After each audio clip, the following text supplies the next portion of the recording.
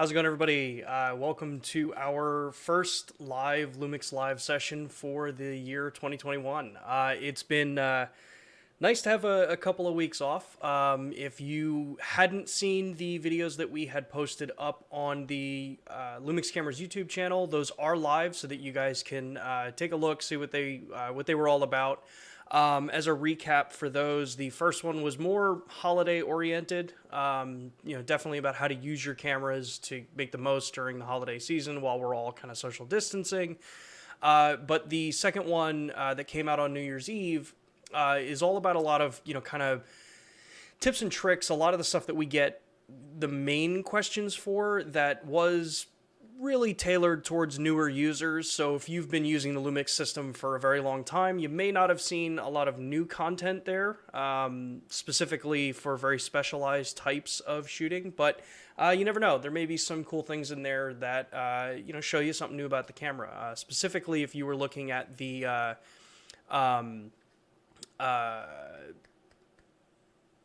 wow. My brain has totally just failed me today.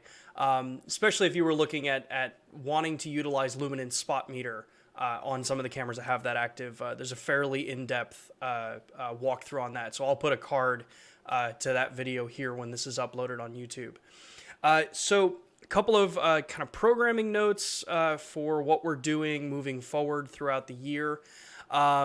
If you're new to the LUMIX live sessions, these are our weekly sessions that we do live and recorded in some cases to really just act as a platform for all of you to ask us questions, to learn some new tips, learn about different styles of photography and videography from professionals in the industry, not just from myself or people that work for Panasonic, but also independent filmmakers, photographers, people out there in the field actually using the equipment on a professional basis. We are always taking your questions live during these streams. So I see there's a ton of questions already popping up in the chat here. So if you have questions, tag it with @LUMIX Cameras. So type the @ symbol, start typing LUMIX, and it should allow you to autofill that. That allows me to see it on my end so that I can actually zero in on that question. We will be answering a ton of questions about lenses and the different offerings between the Micro Four Thirds and the LMount system. And as many have probably seen with our streams, when I talk about LMount and Micro Four Thirds system, we will be talking about the LMount and Micro Four Thirds platform across the board. So I will be showing you guys some lenses that might not just be Panasonic lenses, but are on the platform and give you some information about what to look for in those areas as well. Quick last programming note for this week.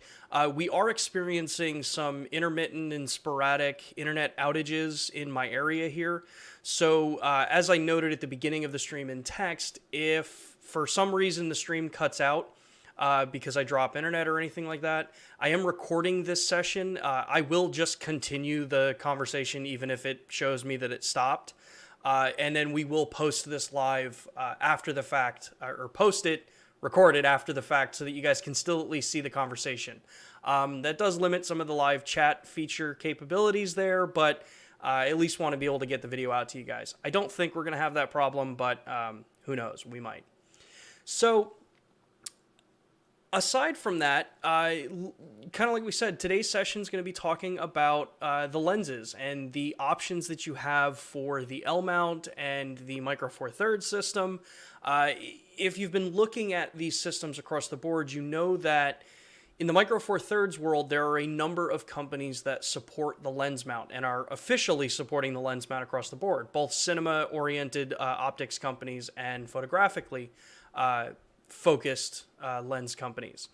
And then when you look at the LMount, it's some of the similar kind of concept, but there's a bit more in depth there. So I want to start the whole discussion about the lenses actually on the LMount. Since it is the newer mount, it is the system that is becoming widely adopted in the photography and videography community, especially because of cameras like the GH5. It's Micro Four Thirds. Because of the S5 and the S1H, kind of jumping both major spectrums there. And obviously, as some people are asking, we do have lenses that have been announced, but we don't have, dates and prices on those lenses yet. But I want to cover what those lenses are and show you guys kind of the overall roadmap. So let me jump over and we're going to take a look at my other screen here, which, yes, is still set up correctly. All right. So like I said, we're starting with the LMount system. It helps to really kind of cover what is the LMount system. What is it comprised of? What's the big deal here, right? And so this is LMount.com. This is the official website link for information on the LMount system. This is updated with a ton of information. There's a Q&A section on here for looking at what's required between the companies, that kind of thing. But the reason I'm starting with this here is that one of the things that you look at when it comes to the lens mount is the partnership that's been, or an alliance that's been built between three major manufacturers in the photographic and imaging space. That's Leica, Sigma, and Panasonic. Leica is the actual owner of the L-mount, and everyone is building and working on the standardization there. So there's some really interesting history behind this, and I encourage a lot of people to take a look at this website. I'm not going to be reading a website, from top to bottom. You guys can do that on your own, and I will leave a link in the description so that you see all this information with the intro video, things like that. But what's important to know is that this mount was designed by Leica for originally their Leica T-series cameras, the APS-C cameras, and then the SL cameras came out, and then with the LUMIX cameras, the S-series and the Sigma cameras all came out. Why this benefits us and why I'm covering some of the other cameras that are available with it, even though they're not LUMIX cameras, is that from day one, when Sigma and Leica joined into this and we started producing cameras, it meant that there was an inset base of lenses already available. Now, I know some of you are already going to be out there probably screaming at the monitor saying, yeah, but those lenses are not affordable. And I would argue that that's a bit of, there's some truth there. The Leica lenses are incredibly expensive, but we are in the world of photography and videography, and those lenses are pretty amazing in performance. But what you see is that you have a strong set of lenses to out the gate for the launch. And then you have companies like us, Panasonic and Sigma, producing more and more lenses for this system as time goes on, because it is built on a standard for communication, for profiles, things like that. So looking at it, obviously the initial page here doesn't have a whole lot, but when we look at what is the big deal with the L-mount and the lenses that are going to be available for it? And a lot of it comes down to the technical reasons why we're using this mount. So the fact that it has a short flange distance of around 20 millimeters, kind of balances that ability for size of lenses and the optic designs that can be created for it. Now, admittedly, I am not an optics engineer. Those of you that have been following know that I'm not an optics engineer or anything along those lines. So this is the information I know of with the mount. 20 millimeters, it's a 51.6 millimeter in diameter, which means it's relatively large, not the largest on the market currently.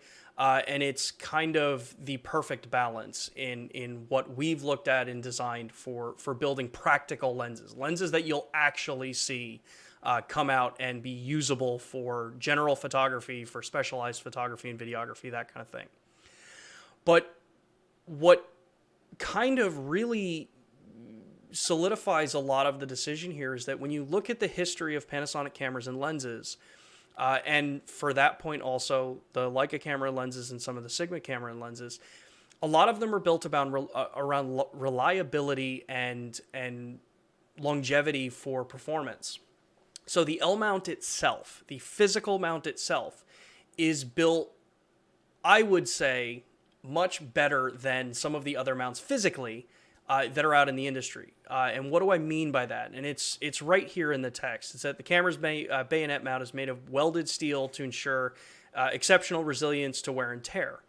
That basically means that the mount is so well built and to such high tolerances that you're going to have minimal issues with the lens mounts coming loose or something breaking there over time when you're in arguably a more rigorous environment that's actually testing the stability of these cameras. And from a reliability standpoint and a physical standpoint, that's great, but there's a more important thing here, and a lot of people look at it when you start looking at, well, what lenses do you put on this, and how to, what should you be looking for? And a lot of that comes down to how well a lens mounts to the camera. We've all had cameras throughout the years that when you put a lens on it, you still get a ton of play in the mount. You'll put it on and then you can still be rotating it, or there's some flex in the mount on the vertical axis and horizontal axis, and then rotational axis for shifting there. Our mount, if you've been using our cameras, or if you're even new to the cameras, you may notice that the mount is a lot more sturdy and a lot higher tolerance than what you see in a lot of other cameras. So when you put the lens on there, it's a more positive click. It's locked on there. When it's attached, it basically becomes part of the camera body. So that gives us the ability to do a lot more things with weather resistance in lenses and camera bodies to match things up properly. The fact that it's a standard means that you can carry a lot of those kinds of capabilities across lenses that are built to the spec for this. But what's cool is that it also means that because of the diameter and the dimensions that the lens mount is built off of, it still becomes an incredibly easy platform to adapt to. One of the things that Micro Four Thirds had a huge benefit for is that you could virtually adapt any single lens to that system from day one. And the LMount is a continuation of that. So that's kind of the history of it. Obviously, that's a glossing over of the history. And then the last point there was that the communication protocols are standardized in this lens mount. So there's a lot of standardization going on for the Alliance members. They're developing optics and lenses and accessories for the system, because the LMount Alliance is not just for optics, it's also for accessories and some other pieces there, which we talked about at the launch of the S-Series, which if you guys want to hear more about accessories that are available for the S-Series outside of lenses, drop a comment and we'll see if we can, if there's enough info there to actually run a stream on it. But from here, let's actually look at the lenses that are available. So as a lot of people have looked at, there are tons of lenses in the market across the board for varying different styles of photographers. When you look at what's available from Panasonic LUMIX, which is the LMount system for us, we've got, within the time that we've launched the camera, we've got a fairly wide selection of lenses available and coming very soon. And I'm going to start with the ones that I know a lot of people are asking a ton of questions about already at the beginning, and that's the lenses that we announced with the S5 that are coming soon. That is the 85mm f1.8, which is already available. So those that are already looking at that lens, you know that it's available already and on the market. But we announced a couple other lenses that are scheduled to start sales relatively soon. And that's a 50mm f1.8, a 35mm f1.8, a 24mm f1.8, and a 70 to 300mm f4.5 to 5.6. So you're going to start seeing a bunch of these new lenses coming out into the market, which are really well suited for cameras like the S-Series that are out there and some of the other L-mount cameras that are out there. I don't have my 85mm right here with me. Little failure in foresight on my side here.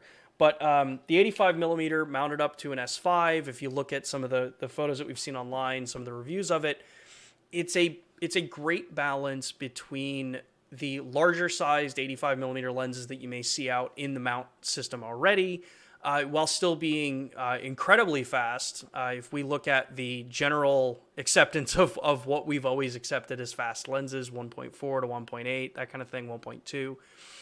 It's incredibly fast. It gives you great out of focus bokeh. It's that awesome portrait lens to be working with. And When you look at how that lens size-wise and design is, you have an indication of what the 50 millimeter, 35, and 24 millimeter are going to look like. Because one of the things that we showed about it is that the target is to have all of those lenses be relatively the same size, same filter threads, that kind of thing. Because we know that how many different styles of shooters are out there, having optics, especially if you're working with primes, changing lenses in and out if you're, say, working on a gimbal. It's important that balance be maintained, physical balance with the camera and lens. So having that set of prime lenses all be pretty much the same size, depth, dimension, that kind of thing, is a big benefit when you're going to be changing lenses on the fly because you want to work with primes. You don't have to worry necessarily about rebalancing a gimbal. Filter thread wise, you're not worrying about, which filter do I need to have here? You don't have to buy multiple filters for different lenses if you're working with NDs or variable NDs, some of the more expensive filter options out there. So that's kind of the goal behind those lenses. And then we have that 75 or the 70 to 300 millimeter 4.5 to 5.6 that's also scheduled to start sales. Think of this as that, kind of next step lens to the 20 to 60 millimeter. You've got a long telephoto lens for general shooters out there. If the 85 millimeter and the rest of the line are any indication of the quality of the lenses that we're producing in the S series, especially like the 24 to 105, this lens is going to perform great. It'll be that awesome lens to go with, say, like an S5 in your 20 to 60. Again, I use that as a reference a lot because it's 70 to 300 tends to be that lens that you get as a next step when you're building your lens assortment. You don't necessarily want to go to the Pro Series. But then we look at, the Pro Series of lenses. We have our 70 to 200 f4, our 70 to 200 f2.8, the 24 to 70 2.8, 16 to 35 f4. Those are all our S Pro series lenses. And one of the things when you look at lens categories, you typically see within a brand, you'll have different tiers of optics. You'll have the kind of general everyday average user lenses, which in our case are just the LUMIX S series lenses, or the LUMIX L series lenses, sorry. And that would be our 20 to 60, 24 to 105, 70 to 300, I believe, the 85 millimeter, although I don't know if we've said anything about the 70 to 300. But so you have the everyday lenses, which means that there are designs. They're going to have the little gray icon on them for the badge. So instead of seeing the red badge that you see on the S Pro lenses, these will have gray indicators on them. And from our track record so far, they're phenomenally performing lenses.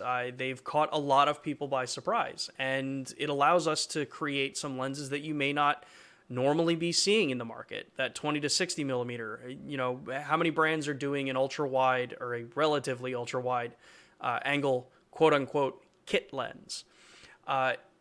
So there's different tiers there. Our S Pro series lenses is our top of the line lenses. Those lenses will all carry the certified by Leica insignia and inscription on the lens, which means that they are held to a much higher standard for things like optical correction, focus breathing, the types of motors that are built into them, the build quality. Although arguably, if you've worked with the 20 to 60 or 24 to 105, they're not cheaply built lenses by any stretch of the imagination. They are solid performing lenses. So that's kind of that coverage of what we have. As I said before, if I had more information on the 70 to 300 or the 24, 35, or 50 millimeter lens, I would love to share it with you, but unfortunately, we just don't have that info yet. That's where you're going to want to make sure you're staying up to date with the emails, with LUMIX Live, with our social media channels globally, depending on whatever region you're in, because information will come out in those platforms, obviously with press releases, things like that. The last thing I want to mention is that we did also schedule a large aperture wide-angle zoom lens. We haven't given any additional information on that lens yet, just that it's scheduled for sometime after 2020. So obviously we're in 2021 now, but it's scheduled for sometime after. So Keep an eye on a lot of the information. You'll see more stuff come out about the lenses. I know a lot of people want to see these lenses come out faster, but I would say if you're like me, you'd rather have a lens come out that's done right and built properly and performs properly than something that gets rushed to market just to fill a void, which leads to this next point. I'm actually going to jump over Leica and talk about some of the Sigma lenses because, again, as we talked about, you have different tiers of lenses as well when you look at the different brands making lenses in the LMount. You've got Sigma, Leica, and Panasonic making lenses officially for the LMount system. And you have a ton of options here when you start looking at, say, some of those Sigma lenses. You've got the converted lenses, the DG HSM lenses, which are converted traditional DSLR lenses over into the LMount. They range, when you look at fixed focal length for their series, 14 millimeter, all the way up to, I think, 135 now. Yeah. So 14, 20, 24, 28, 35, 1.4, 40 1.4, 50 1.4, 85 1.4, 105, and 135. It's important to note that those lenses are converted lenses. So those lenses are DSLR lenses that have been converted over physically to mount to the L-mount. Then you have their new DN lenses, which if you were one of the early pre-orders for the S5, that's the 45 millimeter f2.8. This was the lens that was promoted with the S5 at launch. These are the DN-DG lenses. So these are the lenses that are designed for mirrorless. That means that they're ground-up designs. They're built to work specifically with how mirrorless cameras operate. You'll typically get faster autofocusing, better lens correction information, a lot of that kind of information that goes along with modern optic designs. And Sigma has a bunch of them there. You have the 45 millimeter 2.8. They have the 35 millimeter f1.2. They will have the other, I think it's called the I series, which I'm going to cover in a little bit too, which was just recently announced and I believe started shipping as well. So you've got a ton of options available. But then you also have some of the other lenses like the 24-70, a 14 to 24 2.8. You have your ultra telephoto lens in the 100 to 400 millimeter, which is a DG-DN lens. So one of the things that a lot of people ask us about is, for wildlife shooters or sports shooters, where's the long lenses for the LMount system? And it's one of them is here so far. We have a 100 to 400 millimeter. We is the overall the LMount. The L-mount has a 100 to 400 millimeter lens in the Sigma DG-DN OS lens. So you have something relatively ultra telephoto. Before I move forward, let me just take a look at the questions. I just saw a whole bunch of them update on my side here to see what kind of questions we've got. Let's see here. Redbit, hoping for firmware updates from Sigma sometime down the road. You love the linear manual focus on LUMIX lenses. Yes. I would love to see that too. As a note, anybody that's got questions about, say, Sigma lenses with firmware update or Leica lenses with firmware updates, those questions, because of how the alliance is designed, because of what has to be in place for 3 competitive companies to do something like this, troubleshooting and issues you may have with a party's lenses in the system have to be addressed to that company. So no one from Panasonic LUMIX knows or is really supposed to comment on anything about the other lenses. If there's an issue, if there's a problem you're having with it, you have to take it up directly with that partner. So for the Sigma lenses, if you've got requests, things like that, you have to take it up with Sigma in that case. We can obviously handle anything about the LUMIX lenses or the LUMIX S Pro lenses for our series. Let's see here. Jason asks, will that 70-300 work with the 2x teleconverter? No idea yet. I haven't even seen one yet. Even if I did, I wouldn't be able to tell you anything about it. But more info will come down the line as we get more information. Let's see here. Alan is asking, can you put the Sigma APS-C LMount lenses on the S5? 100% you can. That's one of the things, actually, when I jump over and I'm going to show you some of those lenses from Sigma, that's actually one of the cool things with the mount, is because even though we have stated that we're not making an APS-C camera, or at least our president has stated that we're not creating an APS-C L-mount camera, there are APS-C L-mount cameras out there from Sigma and from Leica, actually. And Sigma makes APS-C versions of their mirrorless lenses. So we will cover some of that in a moment. When you put those lenses on an S5 or an S1R, say, they will automatically crop the sensor into the APS-C region. So on an S1, S1H, or on an S5, you will have reduced resolution because you're going to be using that center region in APS-C. And same with an S1R. But with the S1R, you're going to get much higher resolution out of it because it's a 47 megapixel sensor. So they will mount up perfectly. You don't have to do anything with them. If it's designed by one of the Alliance members and is working on the communication protocol, it will tell the camera what lens is attached. So when you look in the actual menu, or you're looking at the metadata of your photo, all of that information will transfer over. And that's the same with any of these lenses that you put on a Lumix camera. They will all mount, they will all electronically function properly as they're designed to, and you'll get all of your information about what lens you're using. So it's not like throwing a total third-party optic on a camera that doesn't have any electronics, where you're kind of having to remember what the focal length was. So the only things that aren't updated on this particular list, if we look here, is the new I series from Sigma and the new macro lens. But I'm going to jump over to the Sigma site and we'll take a look at some of those lenses as well.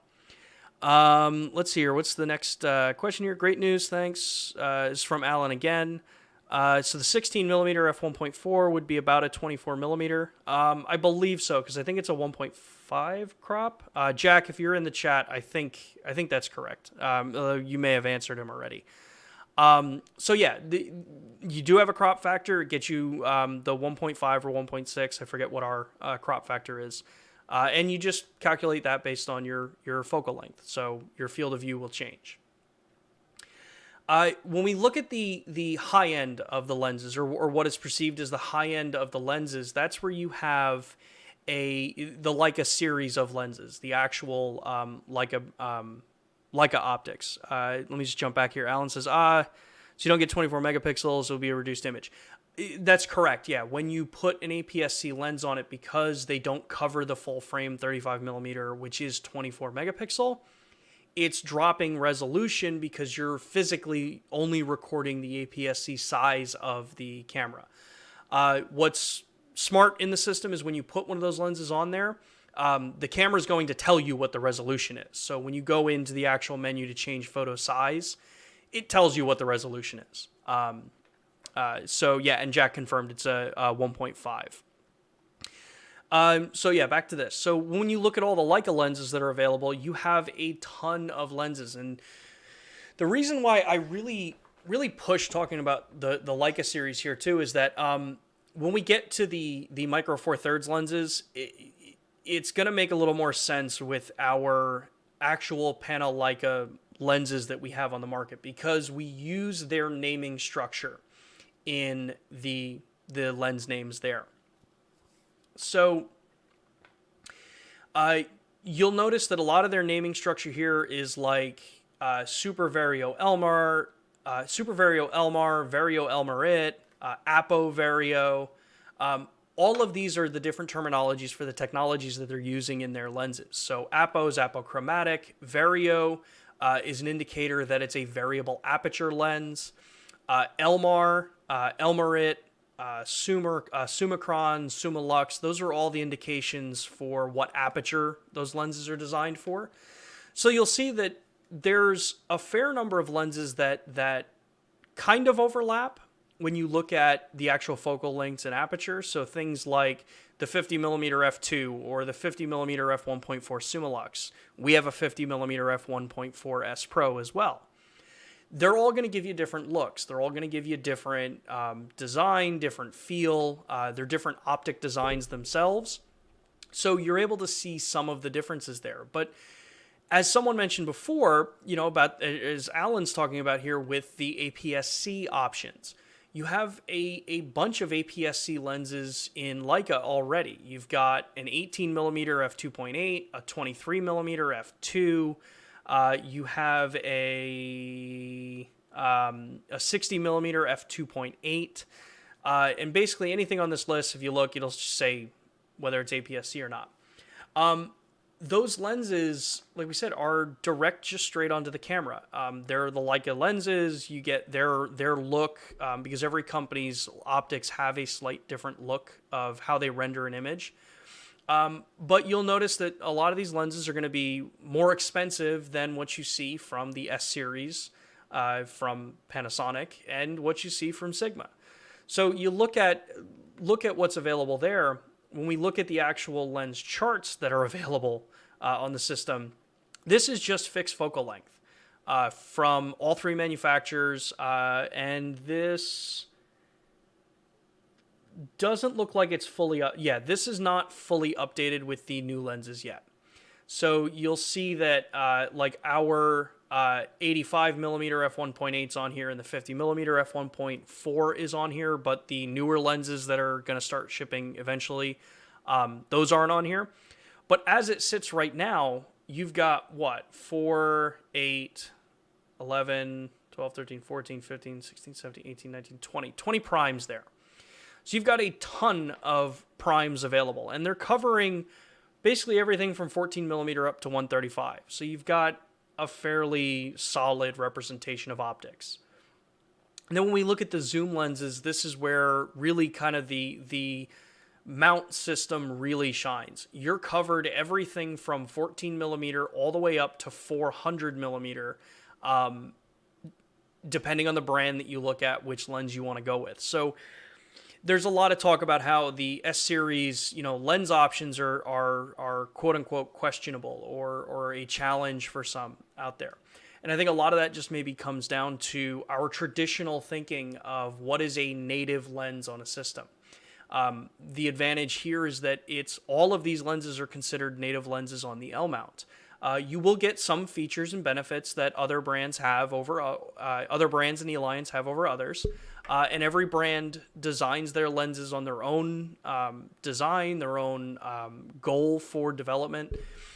So that's where you'll see some performance differences between some lenses, depending on where it is in the platform. But everything that's coming out newer and newer, like this 45mm, I love this lens attached to the camera because I can use it and I don't feel a difference in 99% of my shooting from using one of our lenses, from an autofocus performance, that kind of thing. So, the only other thing I didn't talk about before is that there are teleconverters available for the system here. So you've got a 1.4 and a 2x converter from LUMIX available here for our 70-200s, the 2.8 and the f4. And then there's a ton of different converters out there. I see a lot of people on on different social media platforms that are coming from previous cameras. Maybe coming from, Canon, Nikon. Those are the main two. Want to be able to adapt your lenses over to the system. And officially, when you look at the adapters that Sigma and Leica makes, you have your EF to L adapter, which is the MC21, which is built by Sigma. You have the Leica adapters, which are for the various Leica mounts. So the M mount adapter, the R mount adapter, and the S mount adapter. The S lenses from Leica are their medium format lenses, so you can adapt some of those over for the system as well. And obviously with adapters, as everybody knows, you have to take some understanding that not all features may work across the board on adapters. Largely, they typically work really well, but you have some differences there because lenses are all built based on different technologies, when they were designed, what was available at the time when they were designed, what focus motors were available at the time when they're designed, and that influences things like how fast they can focus, how loud they're going to be. I see some people were in the comments asking about, how you've got some lenses and it's audibly loud compared to something like the 45 or some of our newer lenses. That's some of the trade-offs. When you look at lenses that were designed for traditional DSLRs, they didn't have to rapidly move focus. They didn't have to accurately move focus for focus pulls. And a lot of that is stuff that's really come out in the more modern time, which has led to things like us using linear focus motors. In like the 50mm f1.4, we use dual motors. We use 2 different types of motors. That's the technology that you'll see in the newer lenses. So if it's in a Sigma, it's the DG-DN series. If you're in LUMIX, it's in every single one of our lenses because we've been doing it for an incredibly long time there. Those are the things that you'll notice between the older converted lenses. So I'm willing to bet, I didn't see who it was in the chat that commented about the noise on a lens. You're probably using, like I do, one of the LMount adapted lenses on the system that was designed for DSLRs. So that's enough about the general lenses there. So when we look at it here, where is my slide here? Not that one. This one. No, not that one. Yeah, it is this page. Sorry about that. So this is that new series that I had mentioned before when we look at some of those Sigma lenses. You've got what they're calling their I series lenses. You already have the 45mm. So as I see, I think was Dennis that just jumped in. No, not Dennis. Somebody else just commented in here. Roger just commented about that you have the 45mm, but you want something faster. So there are some lenses becoming available now that are faster, that are modern design lenses, and they're starting to actually fit, maybe a little bit more size-wise to some of the cameras that are coming out. Obviously the S5 is a smaller camera than the S1H. I mean, when we look at them side by side here, yeah, the S5 is a lot smaller than the S1H. So getting lenses that are proportionally sized is a nice benefit there. Things like our 85mm. And if you're not someone who wants to wait for the 24, 35, or 50 that's coming from us, you've got a 35, a 24, and a 65mm that are available on this system here. And they will pair perfectly with your LMount camera. 35 f2, 24 3.5, and a 65 f2. The reason why I'm showing this is specifically because of this 24mm.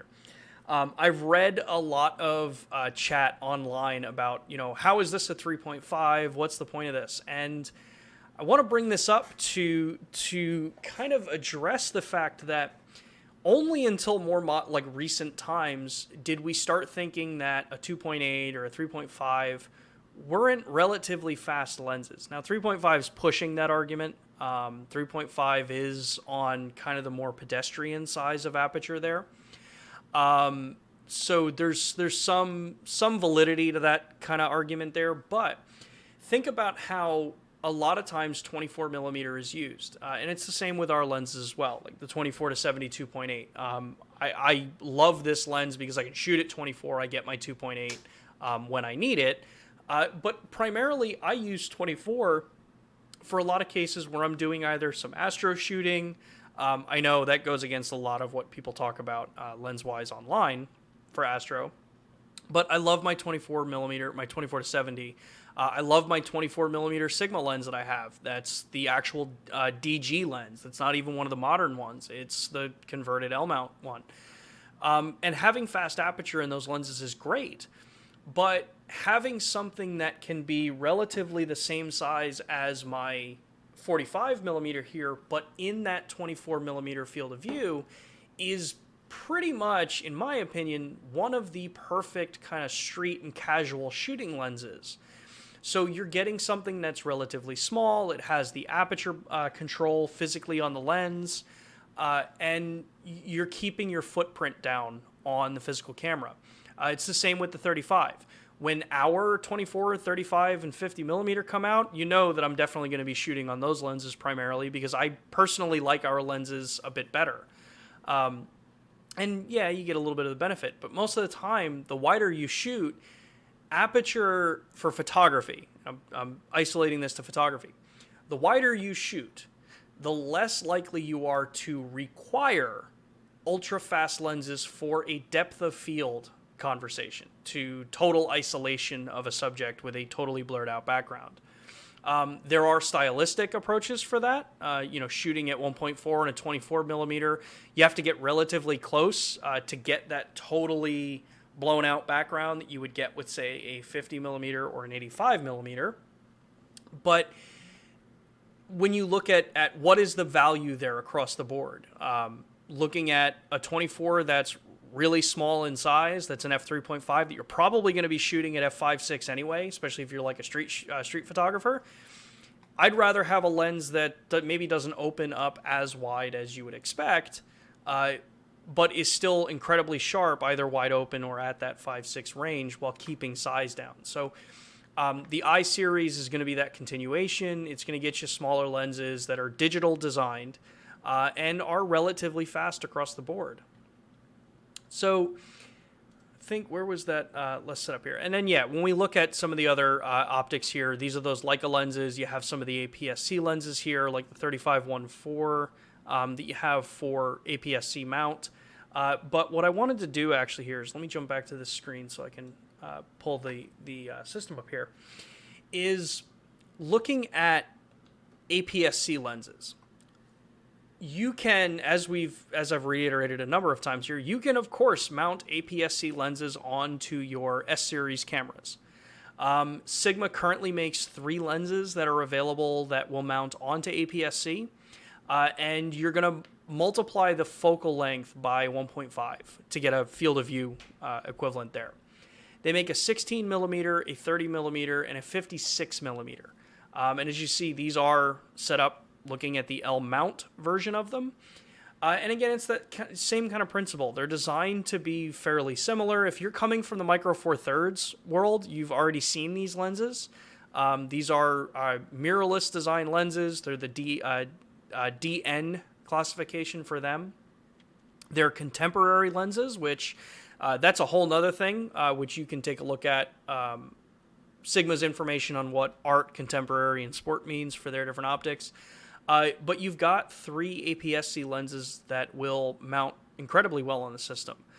So if you're a video shooter and you want to be taking advantage of 4K 60p, but you want a slightly wider field of view than what you may normally be getting with a full-frame lens, throw an APS-C lens on there. Whether it's a native L-mount lens on there or it's an adapted lens that's an APS-C, you'll be able to take advantage of some of the wider field of views that are designed in APS-C lenses on your full-frame camera and be able to balance all of that use out. And these lenses are all designed to be incredibly sharp and work incredibly well with it. So let's take a look here, see what other kind of questions we've got coming in here.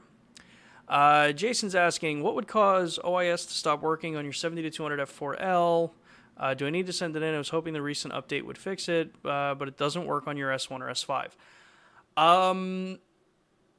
First couple things I would take a look at. Obviously, so I see that you've got all your firmware up to date.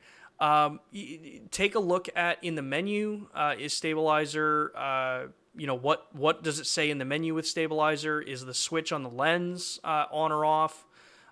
Take a look at those things first. If I know it sounds incredibly, base level of troubleshooting, but that's about all we can do in this manner.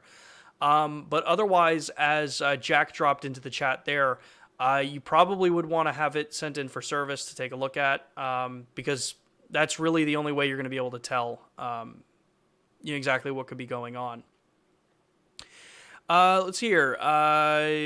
Ben pre-ordered the 85 1.8 a while back and expect lens to ship. I don't have specifics on shipping. That's going to depend on the region you're in when they're shipping. I would check with the retailer that you purchased it from. Alex is asking, do you have some info about when can be available Sigma 70-200? I think you probably missed the part at the beginning. Anything related to Sigma lenses or Leica lenses and availability and pricing, you're going to have to direct those direct to Sigma or Leica. The way the Alliance works, we don't have information and we can't have information on what our competitors are doing. So you won't find that kind of information from anyone that's with Panasonic Lumix, unfortunately. Sorry, Alex. All right, let's see here. Any other questions specifically about this? Albert's asking, is the S5 smaller than a GX8? Yes and no. The GX8 was a very boxed style rangefinder shooting camera. The S5, I'd say, is maybe a bit bigger because you've got a much larger sensor in there, and it's a shooting style or a DSLR styled camera. So it's going to be taller and a little bit deeper, but it is a little bit bigger than the GX8. Let's see. Any other questions in here? Saw a question about the S1R. Yeah, the S1R is still current. That's up to the retailer that you may be referencing, whether or not they just happen to not have inventory. Some sites, I used to work in retail, some sites when an item goes out of stock, sometimes it automatically may get flipped over to unavailable. So it might just be a clerical error, but yeah, the camera's still available, at least here in the US. Any other questions here? Let's see here. Ryan is asking, at Lumix Cameras, just picked up the S5 and I'm digging it. Awesome. Love that camera. Any chance you'll be adding the focus transition feature from the GH5? I was bummed to see it when it wasn't in the menus for the S5. No idea if focus transition would be something that comes to the S5, but as a reminder for everybody that's in the chat, comments and questions like this, we love seeing this kind of interaction. Our team looks at everything that gets said in these chats, suggestions, troubleshooting, questions, and that helps us inform with our engineers and our teams. You know, this is what people are saying. This is something we want to look into. This is a feature request.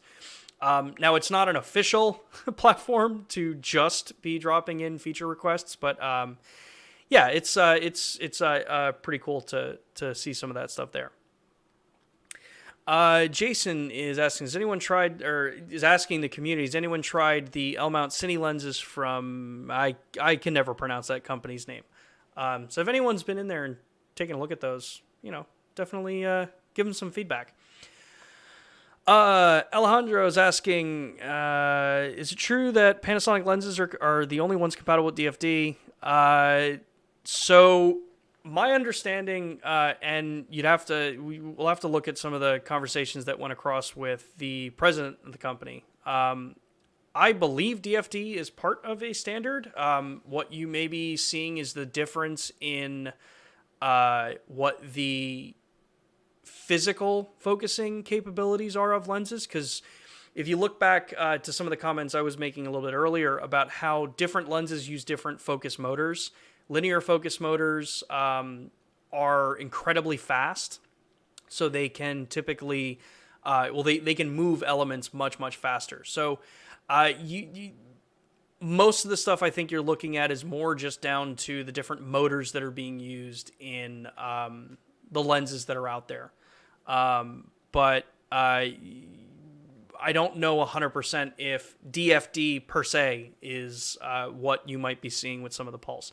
I know that when I use the 45mm, the actual DG-DN lens that's designed for mirrorless on my S5, I see basically no difference between our lenses and that lens when I'm doing filming, especially like this. If I'm filming like this, doing talking heads work with the new firmware that has come out on the cameras, the lens works great. And even the 24mm that I have that's a converted lens, that performs better than it did in the first edition of the firmware update on the cameras. So, yeah. Let's see here. Any other questions we've got here? FC, is it possible for a lens with ND filter built into it? Possible is one thing. Anything is possible, but I don't think anyone does actually create lenses with ND filters built into them like some of the point and shoots do. All right. Before we run out of time here, I want to jump over and look at the Micro Four Thirds lenses. There are a ton of users out there that have been asking about, what about Micro Four Thirds lenses and what lenses are available for that system in general across the board. And what I think is really cool is that looking at the platform, the entire series of Micro Four Thirds, you've got somewhere of around, I think, 38 or 39 lenses from Panasonic LUMIX that are for Micro Four Thirds. And we cover everything from 8mm fisheye all the way out to our 100 to 400 millimeter Vario lens. That's our Leica Panasonic mix here. And it's kind of that same story with the LMount system. You've got a number of manufacturers that are producing lenses for the system that will aid and provide different focal lengths, a lot of overlap in focal lengths for some different variants there. So there's a ton of different options there. Let me see here. I want to pull up, because I forgot to load this page up at the beginning, so I apologize, everybody. This is the first one coming back live, so bear with me a little bit. So when you look here, you'll see this is the Micro Four Thirds, the actual organizational page that has that combined list of the official lenses that are available. Just look at how many lenses are available for this system. You look at back in the day when 3D was a thing, we had a 3D millimeter, 12 millimeter for those that wanted to actually do that kind of thing. You have a ton of manual focus lenses from companies like Voigtlander, Kowa, or Voigtlander Cosina. You've got Olympus and Panasonic that are making lenses that are interchangeable with each other, so you're able to put them on either system. And what's great is that if you're, say, an Olympus user that's been wanting to get a new camera and you're looking at some of the LUMIX cameras, know that your lenses are going to function pretty much the same on our system. And I say pretty much the same because the Sync IS and Dual IS thing is a little bit of a difference because of the technologies that are being used between the different companies. And that's some of the stuff that you see as a difference when you look at the Micro Four Thirds group versus the LMount Alliance. Some of the different requirements for those differences are some of the requirements for the optic designs and the controls are a little different between both companies. But you'll see, obviously, like I say here, you have tons and tons of lenses available. When we look at it, covering everything all the way down from, I think this is the current chart. So everything down from a 7 to 14 millimeter, all the way up to 150 millimeter, which again, remember, actually longer than that, 400 millimeter on the longest end. And you remember that the numbers you see here, 35 to 100, 12 to 35, you double those numbers to get a field of view equivalency. I know I just said the word that probably triggered half of the people in forums, but I am referencing field of view equivalency. You double that number to get what you would normally be thinking of. So if you were looking for a 35 millimeter lens, you'd be looking at what, a 17.5. If you're looking at a 50 millimeter lens, you're looking at a 25 millimeter lens in Micro Four Thirds. And they give you typically similar field of view. And that's where I'm going to stop the equivalency conversation. I'll let everyone else have that argument online. And then the last thing I'm going to show here on some of these lenses is you've got a ton of options, or not a ton of options. You have 3 options from Sigma on 16, 30, and 56. So those lenses that I was saying are designed for APS-C. You also have variants of those that are in the Micro Four Thirds mount. Now the math gets a little more complicated when you're using these lenses on Micro Four Thirds because they're APS-C lenses just with a Micro Four Thirds mount. So a couple little differences there with what optics that you have available. So obviously with the Micro Four Thirds coverage, that was a bit of a quick jump at it, but a lot of that's because you've got so many lenses, and with the fact that Micro Four Thirds was the first mirrorless interchangeable lens system. In fact, LUMIX was the first with a mirrorless interchangeable lens camera on the market. You've pretty much got any optic, any field of view near any aperture that you would be looking for in a lens. And where a lot of people look at and say, you know, you want to go for, say, ultra telephoto shooting, Micro Four Thirds can be a great platform for that because of the ultra long telephoto lenses that are there that are relative in size for the platform. And again, I'm keeping the equivalency conversation out of this. We're just talking about the actual lenses that are there. So you've got a ton of reach available in Micro Four Thirds, and the Micro Four Thirds system, especially for us, has a ton of benefits with video functionality as well. So you're seeing a lot of the capabilities that we've been developing over the years for ultra fast focusing motors, for ultra quiet focusing motors, are all being carried over into our designs and our concepts for the LMount system. Now, I don't have any information. I see there were a couple people asking about, hey, are there any new Micro Four Thirds lenses coming out or announced? I don't have any information on any of that stuff, unfortunately, for you guys. Again, anything that would come out and anything that would be announced is going to be stated through social media. It'll be stated in official press releases. So look for official releases on anything when it comes to newer lenses and things like that. Let's take, wow, we're already at basically an hour. Let's take a look back through some of the questions here and see what we've got coming up. Albert was asking, what can we expect to see from LUMIX in 2021? More stuff, more cameras, more lenses. We've already talked about the lenses that are coming from the LMount system. So you've got the 24, 35, 50, 1.8s, and the 70 to 300 millimeter. Those are coming. I don't know if they're coming out, like when they're actually coming out, but they're on the slate for coming out, scheduled. I don't know about camera-wise. They don't tell us a lot of that stuff, especially when we're this early in the year. I mean, we're only 7 days into 2021.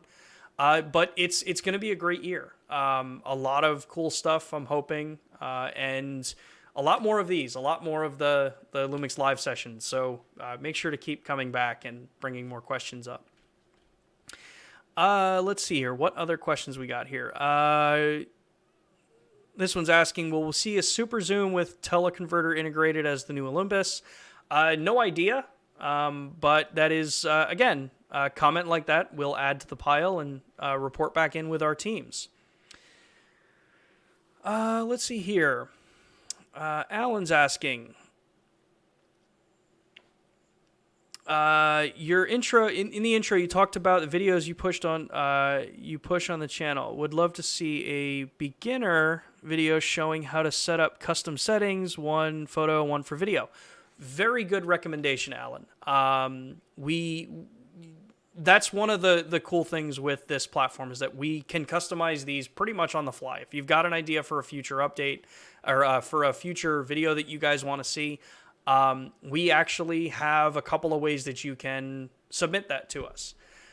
So first is obviously you can always drop them in the chat, as Alan just did by tagging at LUMIX Cameras, and we read through these and we can take a look at it. The other is by sending us an email. LUMIX Live has its own email address set up for recommendations, questions, suggestions on topics, anything related to LUMIX Live and what you guys want to see in the future.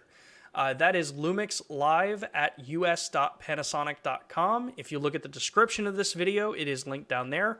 For those that have been trying to email the first email address that I put up a couple of weeks ago, I apologize. I threw a period in there for no reason, but it is just lumixlive@us.panasonic.com. I see those so that we can actually go through. I can address questions here. We typically don't respond from that email address, so don't be surprised if you don't get a response from us. But we do see them so that we can actually start tailoring some more content specifically for everybody here. It works great specifically for those that have asked us a couple of questions that we can't answer on the stream just because of time constraints. And was actually the one of the driving points behind creating the 2 videos that we did over the holidays that were pre-recorded. A vast majority of the questions and content that was produced over the last 2 weeks was because of the questions that you guys have been asking us in those different channels. So yeah, keep suggesting them again. LumixLive at us.panasonic.com. Maybe Jack can drop that in the chat. If not, I can drop it in at the end. It's in the description below, and it's going to be on the end card as well, so you guys will be able to see it. Plenty of locations to get that email address. Let's see here. Another question. FC is asking, this might be a stupid question, but is it possible to make plastic lenses instead of glass to make them lighter, or is the image quality, will it be poorer?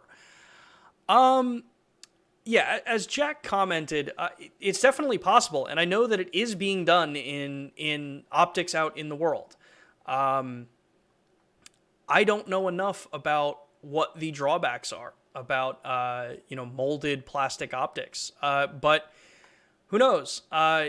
There's always new technologies. There's always new manufacturing processes that are being created that provide some very, very interesting results when you look at what years ago we thought wasn't feasible in optic design to what's available now. So who knows? It's definitely not a stupid question. I'll be corny on this. The only stupid question is the question that you don't ask.